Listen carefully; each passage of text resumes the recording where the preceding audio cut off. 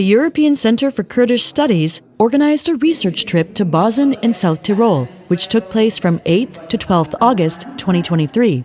The purpose of the trip was to learn more about the autonomous state of South Tyrol and evaluate how much Syria could learn from dealings with this particular region, which has 3 different linguistic groups: German speakers, Italian speakers, and Ladin speakers. The research trip was organized in partnership with Eurac Research and the Institute of Federalism in Freiburg. On the first day, Jacob Vogler and Martina Gianola took the participants on a voyage of discovery into the history of South Tyrol. Many of them were surprised by South Tyrol's violent beginnings. Up until the end of the First World War, the region belonged to the Austro-Hungarian Empire. The empire collapsed when the war came to an end. In 1919, South Tyrol was left to Italy in recognition of their entry into the war on the side of the Allies. There was no attempt to consult the affected population about their wishes. After Mussolini seized power, the German-speaking population faced severe repression. The region was forcibly Italianized. The German language was forbidden and could only be taught in secret schools. German place names disappeared and were replaced with Italian alternatives. Large numbers of Italian-speaking people were encouraged to settle in South Tyrol. During the Second World War, Hitler and Mussolini reached an agreement that German speakers would be offered a so-called option.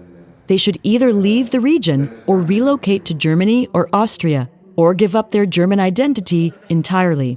On hearing this account, many Syrian participants were reminded of the history of the Kurds in Syria, of the Arab belt politics, and the Arabization of Kurdish place names.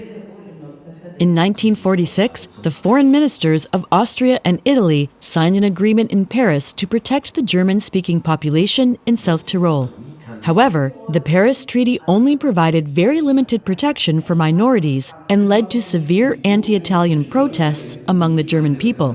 A first series of bomb attacks between 1956 and 1961 largely targeted pylons and other symbols of Italian rule. People lost their lives during the second spate of attacks, which continued until 1969. The Italian side classified these as terrorist attacks and fought back with all their might.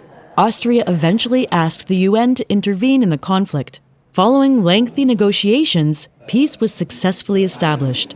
In 1971, the Second Autonomy Statute of 1972 was passed. This put bilateral relations between Rome and the South Tyrol region, known as Alto Adige in Italian, on a whole new footing, with a sense of partnership at its core. There was a particular focus on finding ways to overcome the majority-minority dynamic and seeking solutions that could work for all the inhabitants of South Tyrol. In this context, Professor Jens Volk explained during his talk that the neighboring state of Austria and the UN both took a constructive approach to their role as protector and mediator. This proved to be extremely helpful when it came to protecting minorities and resolving conflicts. It became clear that external influence, when exercised responsibly, can help to resolve internal conflicts with international dimensions. Sadly, in this respect, the situation in Syria is another matter entirely. Neighboring states such as Turkey are solely interested in pursuing their own agendas, which only adds to the conflict. The UN has very limited room for maneuver and does not use what little scope it has. Further talks were given by Petra Malfatimer on the topic of language rights and multilingualism, by Professor Francesco Palermo on the relationship between Rome and South Tyrol, and by Dr. Elizabeth Alber on participatory democracy. The program also included a visit to the Parliament of South Tyrol. The Italian-speaking representative, Diego Nicolini, described South Tyrol's autonomy regulations as not perfect. Nothing in this world is perfect, however, and he went on to add that it is by far the best solution he knows of worldwide. This was one of many remarks that made it clear that all linguistic groups in South Tyrol, be they Italians, Germans, or Ladins, are very happy with the provisions that are in place. This is not least due to the fact that South Tyrol is one of the wealthiest regions in Europe. As a region with autonomous status, it is allowed to retain between 70% and 90% of its revenue. It does not have to pass this on to the central government in Rome. The group visit to the Ladin village of Erdős was a particular highlight of the trip. Ladin speakers account for around 4.5% of South Tyrol's overall population. making them a very small minority. Alongside German and Italian lessons, Ladin is also taught in their schools. In Erdős, the Syrian delegates met with the mayor, Tobia Moroder. They also met Leander Moroder, a former chairman of the Ladin Cultural Institute in Val Gardena. Both of them greeted the visitors in the Ladin language before switching to German. This tradition very much helps to keep Ladin present in the public eye. The Assyrian and Kurdish guests responded with greetings in their own languages before asking questions in Arabic. During this very emotional moment, it became clear just how strongly the Assyrian attendees identified with the Ladins.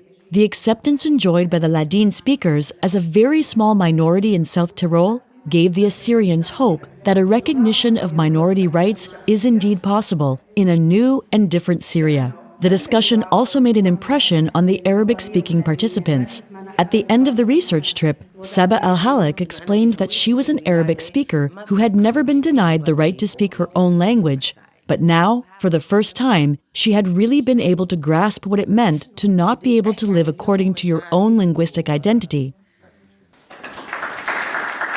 After an intense 3 days, it was time for the research trip participants to leave South Tyrol. There are already plans to repeat a similar trip in 2024.